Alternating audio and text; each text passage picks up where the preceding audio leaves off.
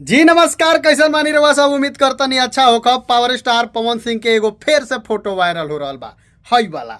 हम बता दी कि भैया पावर स्टार पवन सिंह के एगो गाना आवता पियर फराक वाली 2 भाई, लेकिन उ नाम पियर फराक वाली 2 ना रही। ऐसे ना रही कि भाई एमएमबी रिकॉर्ड से अगर ई गाना आई तब पियर फराक वाली 2 नाम रही। अगर एमएमबी रिकॉर्ड से ना आई तो रउआ सब बुझी कि पियर फराक वाली 2 नाम ना रही।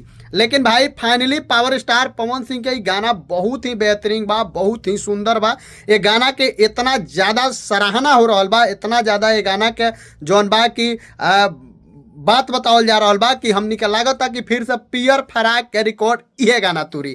काहे कि रउआ सबके पता हुई कि पावर स्टार पवन सिंह आपन रिकॉर्ड खुदे अपने हाथे तोड़े ले।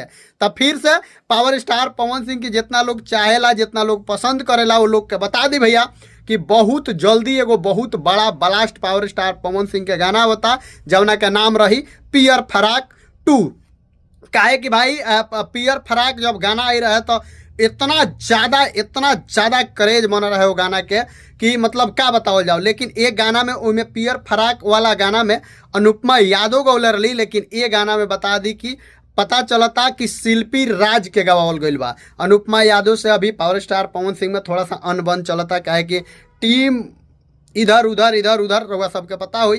तो अनुपमा यादव अभी पावर स्टार पवन सिंह दोनों जना के गाना बजाना अभी नहीं आ पावत, ना बात विचार कुछ नहीं होत। लेकिन भाई शिल्पी राज के भी अगर आवाज़ में आई तो रउआ सब बुझी कि बहुत ही बेहतरीन गाना बा पियर फराक वाली 2। लेकिन रउआ लोग का पता होके चाहिए कि हऊ गाना एगो आई रहा जौन की पावर स्टार पवन सिंह के पुदीना के बाद एक और गाना आई रहे जौना पुदीना 2 शायद रहे कि का रहे। वो गाना में अनुपमा यादव के ना गावल गई रहे, कुछ नाराजी के कारण गाना भी ना चलल।